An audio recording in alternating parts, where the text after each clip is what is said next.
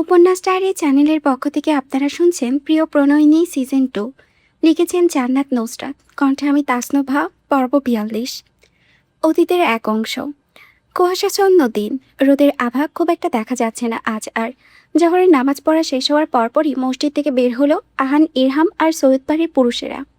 আহান আর ইরহামের পরনে ট্রাউজার টাকনো অবধি কোটানো, চোখ দুটো উদাসীন, শরীর টান টান হলেও মাথা রাস্তার দিকে ঝোঁকানো, সামনে হাঁটছেন বড়রা। রাস্তা দিয়ে বয়স্ক চেনা পরিচিত কোনো লোক গেলে সালাম ঠুকছে নিচু স্বরে সবাই। সোহেব সাহেব, সাহেদ, বাবু শেখ আলাপ করছেন নিজেদের মধ্যে। পরিচিত কারোর সাথে দেখা হলে দাঁড়িয়ে যাচ্ছেন, সাথে দাঁড়িয়ে যাচ্ছেন ইরহাম, আহান। তেমন করে আবারও দাঁড়িয়ে গেলেন সবাই। বাতাসে কথার স্বর ভাসল, নাসিরের খবর কি? ইরহাম চোখ তুলে তাকালো।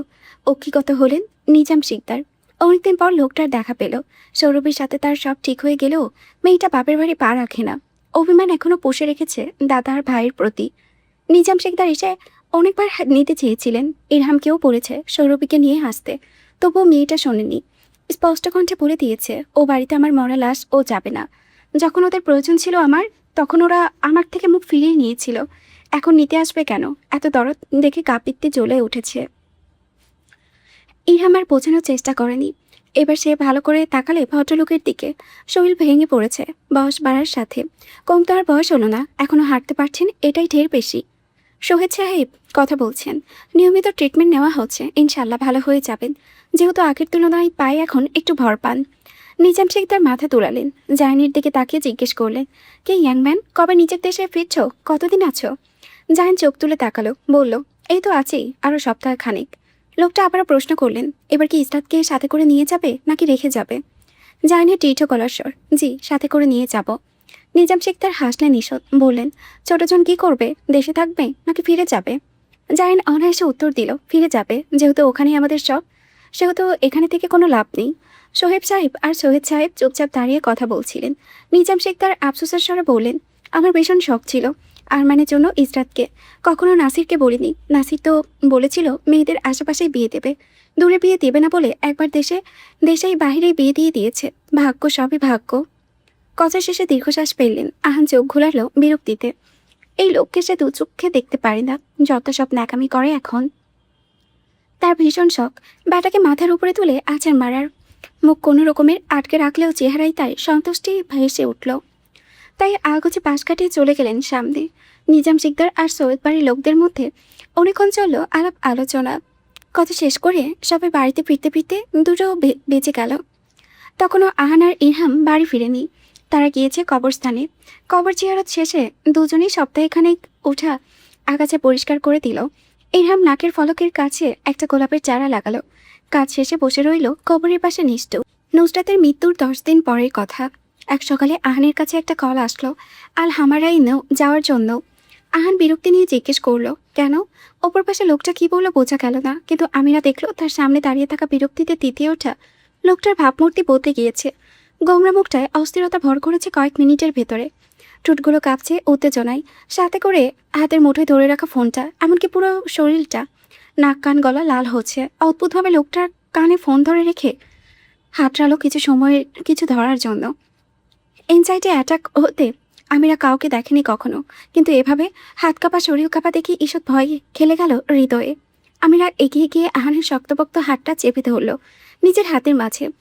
অনুভব করলো হাতটা কাঁপছে ভীষণভাবে। দুহাতে আগলে ধরল। শিরশিরে শিহরণ বয়ে গেল আমিরা নন্ডে নন্ডে। আহান নিজের কানে মুঠোফোনটা রেখে বিড়বিড় করলো, আমি আসছি 5 মিনিটের ভেতরে, আসছি। লোকটার ভরত কণ্ঠ ছাড়া আমিরা বুঝতে পারল না এর কারণ কি। হঠাৎ আতঙ্কের সংখ্যায় তার বুকটা কেঁপে উঠল। আহানের কোনো প্রেমিকা ছিল নাকি যে ফিরে এসেছে, যার জন্য লোকটা এমন হয়ে গিয়েছিল? জরুরি মুহূর্তে নিজের ভুলভাল চিন্তায় দুপাশে মাথা নাড়ায় সে। না না, এই লোক আর প্রেম দুটোই ভিন্ন ব্যাপার। কোনোভাবেই সে এটা মানবে না। মনে মনে মানবে না বললেও তার বুকের ভেতরে ভার হয়ে আসে, যদি সত্যি কোনো প্রেমিকা ফিরে আসে তখন আমিরার কি হবে? তার ভাবনা চিন্তার ভেতরে অনুভব করে মানব হাতছাড়া দিতে তাকে ছাড়ানোর জন্য। আমিরা ছাড়বে না তার হাত, সেও যাবে লোকটার সাথে। আহার নিজের হাত ছাড়ানোতে না পেরে ভ্রু কুচিয়ে তাকালো, জিজ্ঞেস করলো, হাত ছাড়ছো না কেন আমিরা? তোমার সমস্যা কি? আমিরা চোখ তুলে তাকিয়ে আবার তা নামিয়ে নিল, মিনমিন করে বলল, আমিও যাব আপনার সাথে। আহার তিক্ত কণ্ঠে কিছু বলতে নিবে থেমে গেল। হাত ছাড়ানোর বৃথা প্রয়াস বাদ দিয়ে বলে উঠল, চলো। আমিরা ভেবেছিল তাকে নিতে লোকটা বিমনা করবে, কিন্তু তা করেনি। তাকে বগল দাবা করে নিজের বাহিরে নিয়ে আসলো। পার্কিং থেকে গাড়ি বের করেই ড্রাইভিং সিট থেকে নেমে এসে দাঁড়ালো তার সামনে। অতঃপর ফ্রন্ট সিটের দরজা খুলে ইশারা করলো ভেতরে প্রবেশ করার জন্য। আমিরা ফ্রন্ট সিটের মাঝে বসার সময় আর্নয়নে দেখল তার হাত মাথার উপরে রেখেছে যাতে ব্যথা না পাই। সিটে বসতেই দরজা লাগিয়ে দিল আহান। ঘুরে এসে পাশে বসলো আমিরা। গাড়ি স্টার্ট করতে করতে বলল, সিট বেল্ট বাঁধো। আমিরা অন্যমনস্ক থাকায় কথাটা পৌঁছেনি, তাই অবাক কণ্ঠে বলল, আহান কিছুক্ষণ মুখ উঁচিয়ে চেয়ে রইল আমিরার দিকে। বিরক্তিতে মাথা ফেটে যাচ্ছে তার, চিবিয়ে খেয়ে ফেলবে এমন করে তাকালো আহান তার দিকে। আমিরা কিছু বলার পূর্বেই নিজের সিটে থেকে উঠে এগিয়ে আসলো সে। আমিরার মুখের কাছে চুপতেই মেয়েটা সেটে গেল সিটের সাথে। আহান এক পলক তাকিয়ে ফিরে গেল ড্রাইভিং সিটে। বিড়বিড়িয়ে বলে উঠল, যত সব বিরক্তিকর মেয়ে মানুষ। গাড়ি আল হামারাইন হাসপাতালের পার্কিং এরিয়ায় পার্ক করে বেরিয়ে আসলো আহান। ফ্রন্ট সিটের দরজা খুলে দিয়ে আমিরাকে ইশারা করলো বের হওয়ার জন্য। আমিরা নিজের ওড়না সামলে গাড়ি থেকে নামতেই ডোর লক করে ধুপধাপ করে এগিয়ে গেল আহান। ছোট ছোট পা ফেলে হাঁটা আমিরাকে রেখেই অনেক দূর চলে গেল সে। পা মিলিয়ে হাঁটতে না পারাই মাথা নত করলো আমিরা, দৌড়ানো শুরু করবে বলে। তার পূর্বেই নিজের পাশে আশমিক এসে আহানকে ভূতের মতো দাঁড়াতে দেখে মাথা তুলে তাকালো। চোখাচোখি হলো দুজনের। স্বাভাবিকের মতো এখনও বিরক্তি নিয়ে চেয়ে আছে তার দিকে। তাকে কিছু বলার সুযোগ না দিয়েই আবারও ধমকে ওঠে মানব, পিঁপড়ের মতো হাঁটছে কেন? এভাবে হাঁটলে সারা জীবনেও ভেতরে ঢুকতে পারবে তুমি? আমিরা ধমক খেয়ে মিইয়ে গেল। আবারও চোখ দুটো মিলিয়ে নিয়ে পায়ের দিকে।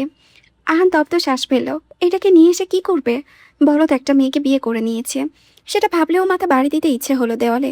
নিজের বিরক্তি তক্ততা গিলে নিয়ে বলে উঠল, আমার হাত ধরো আমিরা।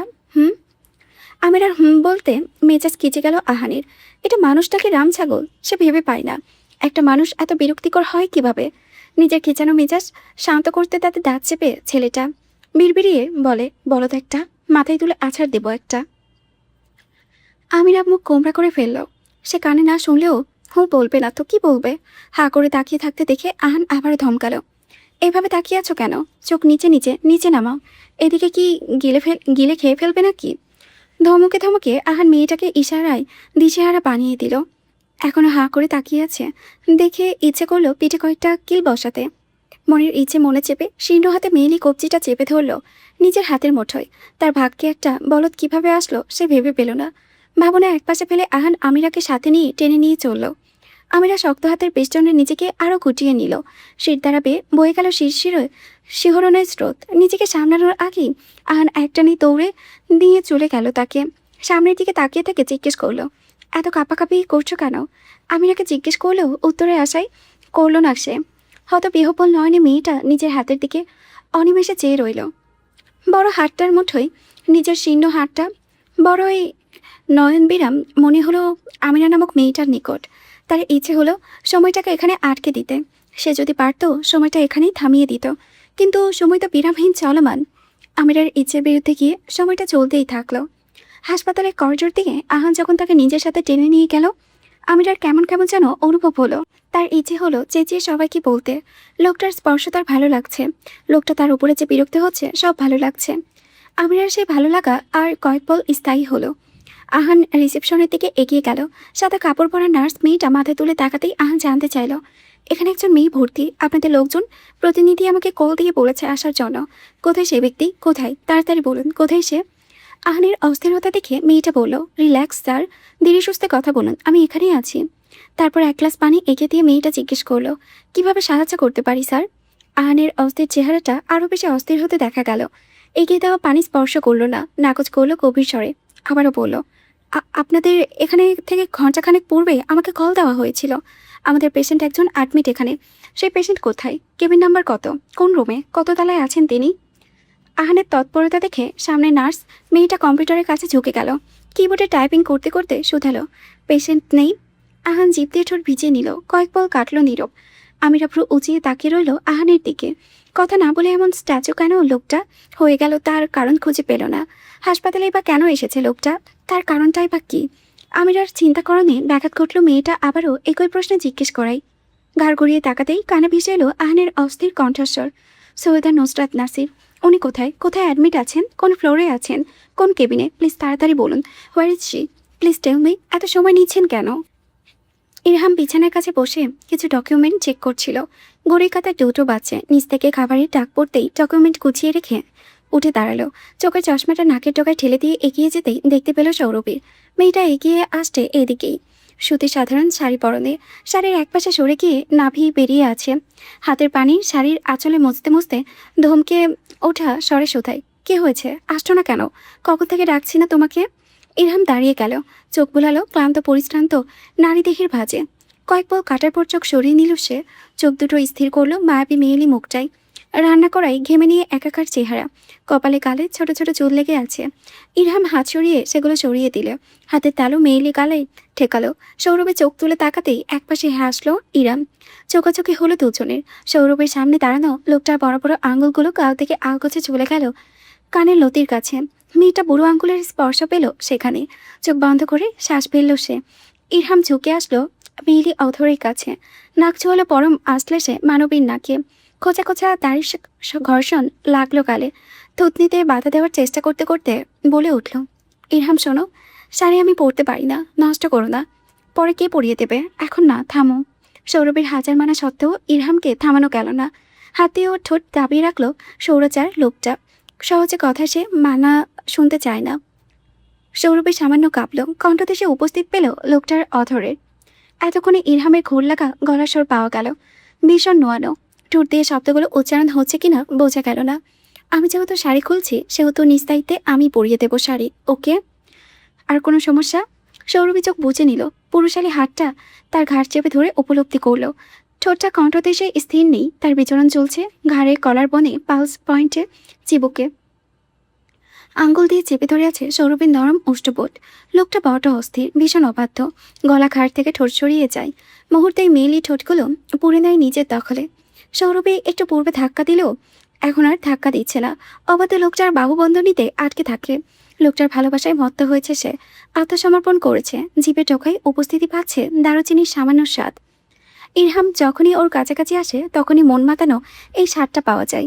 শার্টের গলার হাতে হতে নাকে এসে সুরসুরি দিয়ে গেল চন্দন কাঠের গন্ধ। ধীরে ধীরে সময় গড়ালো, সাথে বাড়ল ইরহামের অবাধ্যতা। শাড়ির আঁচল সরে গেল সৌরভীর বুক থেকে, খসে পড়ল মেঝেতে। নিজে ভারসাম্য ধরে রাখতে হাত দিয়ে শাড়ি জড়িয়ে সৌরভী পুরুষালী পৃষ্ঠদেশ বিড়বিড়িয়ে বলে ওঠে, ইরহাম, ইরহাম, একটাবার আমার কথা শোনো। সৌরভীর প্রথমবারের ডাকে সাড়া দিল না ইরহাম। দ্বিতীয়বারের ডাকে সাড়া দিয়ে মুখ তুলে তাকাই, ব্রু উঁচিয়ে জানতে চাই সমস্যা কি। তা দেখে সৌরভী হেসে ফেলল। তার সামনে দাঁড়ানো লোকটার ঠোঁট দুটো রক্তিম বর্ণ ধারণ করেছে। লোকটার শক্ত মুঠিতে দলা পাকিয়েছে শাড়ির এক অংশ। নরম মিলি আওয়াজে ভাসে রুমের দেওয়ালে দেওয়ালে। দরজা ভেজানো। কথা বলতে বলতে নিজেদের ভেতরে দূরত্ব তৈরি করে সরে যায় সে, কিন্তু তারা সম্ভব হয়ে ওঠে না। ইরহাম সৌরভীর কোমরে এক হাতে চেপে ধরে এনে নিজের বুকের কাছে ঠেকাই। নিজের পায়ের উপরে পা দাঁড় করে মেয়েটাকে বুকের কাছে মেয়েলি মাথাটা রাখতেই হাঁটতে হাঁটতে ভ্রুযুগল কুচকে গেলে বলে গেল, লাগিয়ে দিচ্ছি। আর কোনো সমস্যা? ফার্স্ট বলো। পরে বাধা দিলে মানবো না, ফার্স্ট বলো সৌরভী, ফার্স্ট।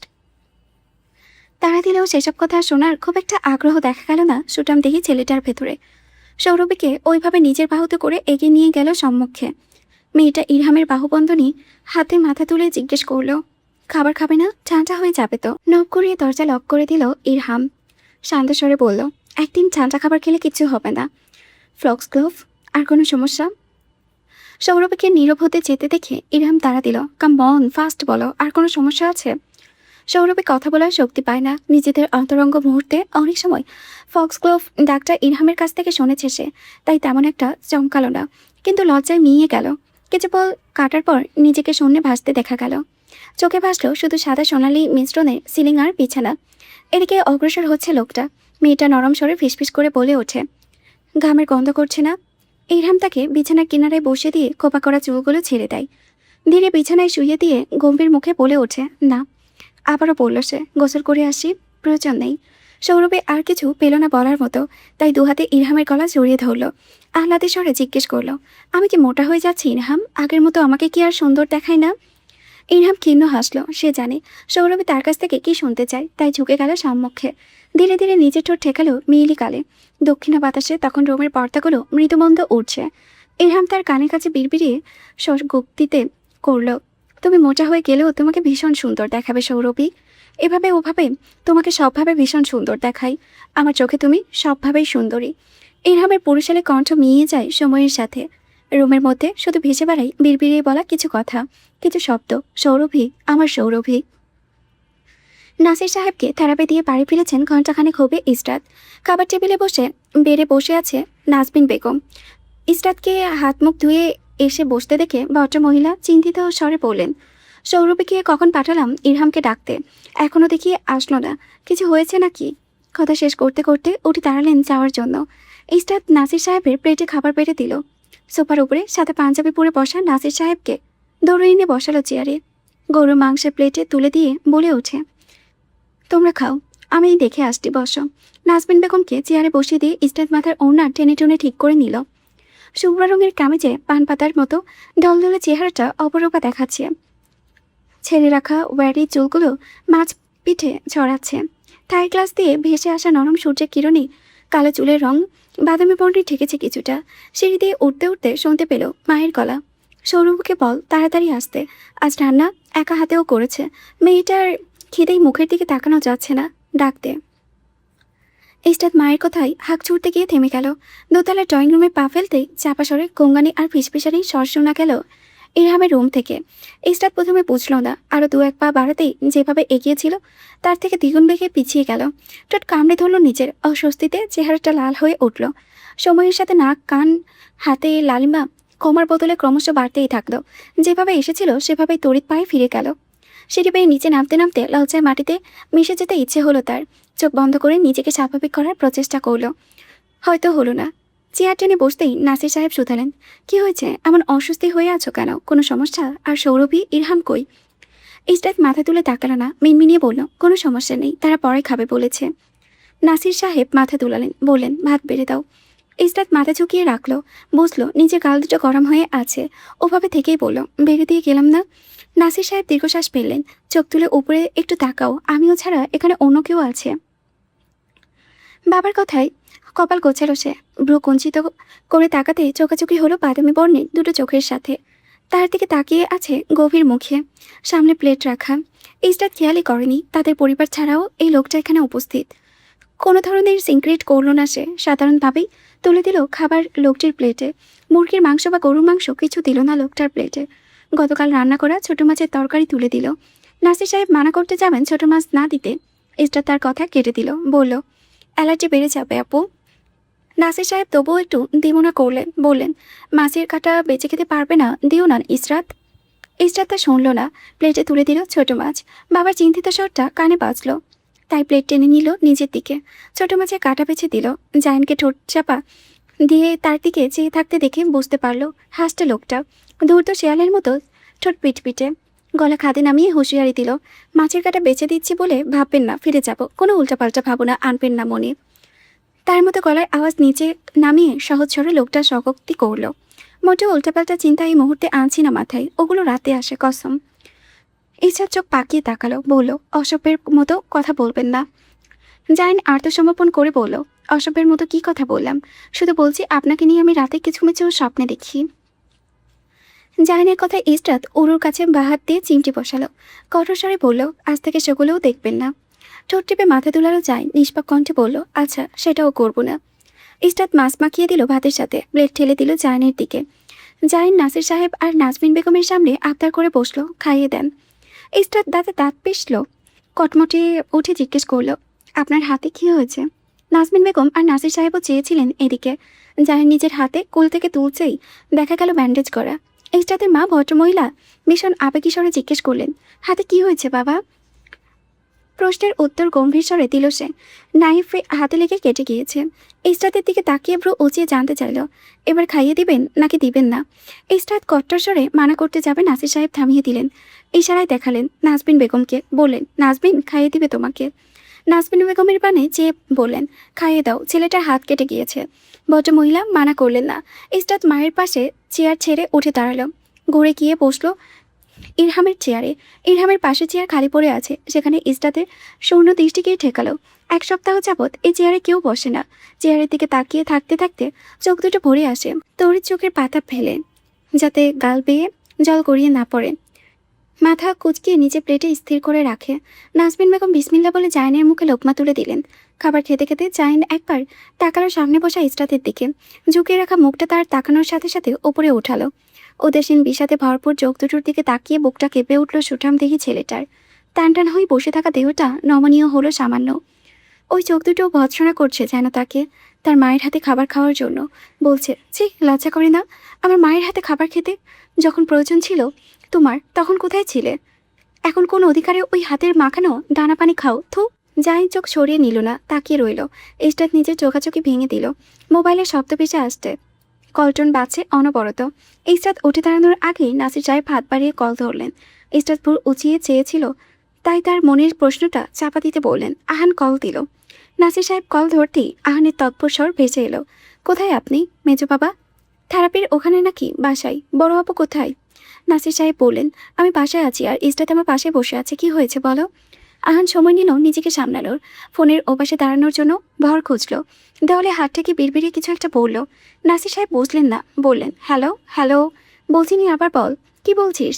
কার কি হয়েছে? আহান বলতে পারল না, তার গলার কাছে কান্নারা দলা পাকাচ্ছে। দেওয়ালে চেপে ধরে করিডোরে বসে পড়ল। নাসির সাহেব শুধু শুনতে পেলেন ছেলেটা হু হু করে কান্না করার শব্দ। উত্তেজিত হয়ে চেঁচালেন, এই এই কাঁদছিস কেন? আহান, কিছু হয়েছে? খারাপ কিছু? সোহেবের কিছু হয়েছে? এই কথা বলছিস না কেন? আহান্টু শব্দটিও করল না, হু হু করে ফোনের ওপাশে কেঁদেই চলল। ক্রমশ তার কান্নার গতি বাড়ল, সাথে তার স্পষ্ট হলো কান্নার ধ্বনি। নাজমিন বেগম অবাক চোখে চেয়ে আছেন তার স্বামীর পানে। চোখের ইশারায় জানতে চাচ্ছিলেন কি হয়েছে। ইসরাত বাবার হাত থেকে ফোনটা কেড়ে নিল। খেকে উঠে জিজ্ঞেস করলো, কি হয়েছে? কল দিয়ে মরা কান্না জুড়েছিস কেন? বলবি কিছু তুই? আহান চোখের পাতা ঝাপটালো। হসপিটালের করিডোর দিয়ে হেঁটে যাওয়া মানুষগুলো তার পানে তাকিয়ে আছে, তাকে দেখছে। এত বড় একটা ছেলে করিডোরে বসে মরা কান্না কাঁদছে। আহানের কান্নার চোর বাড়ছে। ইস্টাতের ধমকে বলে ওঠে, এই বলত, তোর কান্না শোনানোর জন্য আমাকে কল দিয়েছিস? তুই কান্না করতে পারিস? এটা কেঁদে কেঁদে বোঝানোর কি আছে? আহান কাঁদতে কাঁদতে একসময় হেসে পড়ল। ইস্টাত কপাল গোছালো। নাসির সাহেব মোবাইলটা নিজের হাতে নিয়ে নিলেন, সময় দিলেন ছেলেকে সামলে ওঠার। কয়েক পল কাটল। আহান কাঁদতে কাঁদতে হেসে উঠল, বিড়বিড়িয়ে বলল, ও বেঁচে আছে মেজো বাবা, ও বেঁচে আছে। নাসির সাহেব বিরক্তিতে তেতে উঠলেন, শুধালেন, খুলে বলবি তো কে বেঁচে আছে? কে বেঁচে আছে সেটা বল। ছেলেটার কান্নায় ভঙ্গুর স্বরটা মিয়ে আসছে। মৃদুস্বরে শ্বাস প্রশ্বাসের স্বর ভেসে আসছে ওপাশ থেকে। নাক টানতে টানতে আহার নিজের কথাটা শেষ করতে পারল না। তার আগে নাসির সাহেবের হাত থেকে খসে পড়ল মোবাইলটা। দরম করে মেঝেতে পড়ে গিয়ে স্ক্রিন ভাঙল ঝনঝন করে। ওপাশ হতে আহান চেঁচাচ্ছে, হ্যালো হ্যালো। নাসির সাহেব টেবিল চেপে ধরে উঠে দাঁড়ানোর চেষ্টা করলেন। ইস্টা, জাইন, নাজমিন সকলে অবাক চোখে দৃষ্টি স্থির হলো ভদ্রলোকের পানে। হঠাৎ এত অস্থির হয়ে উঠেছেন কেন বয়স্ক লোকটা? বিস্ময় মিশ্রিত স্বরে নাজমিন বেগম শুধালেন, কি হয়েছে? নাসির সাহেব বিমূর্ত নয়নে একবার ঘোরালেন পুরো খাবার টেবিলে। বলে বসলেন, পায়ে ভর পাননি তিনি। ইস্টাত এসে নিজের বাহু এগিয়ে দিল, জিজ্ঞেস করলো, কেউ তো বলো কি হয়েছে? নাসির সাহেবের অক্ষিযুগলের এক অংশ কিঞ্চিত লাল হতে দেখা গেল। খুশি চাপা পড়ে গেল অশ্রুর ভিড়ে। ইস্টাত নির্বিকার হতবাক হয়ে চেয়ে আছে বাবার চাপা উৎফুল্লে ভরা মুখটায়, যেখানে একদিকে চোখে চোখ, অন্যদিকে ঠোঁটে হাসি। নাসির সাহেবের স্বাভাবিক আচরণে পুরো জায়গাটা নীরব হয়ে গেল।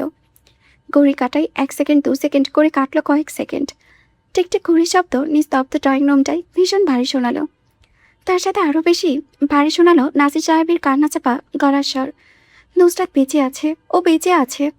আহান দেখেছে ওকে, হসপিটালে দেখেছে, সুস্থ স্বাভাবিক।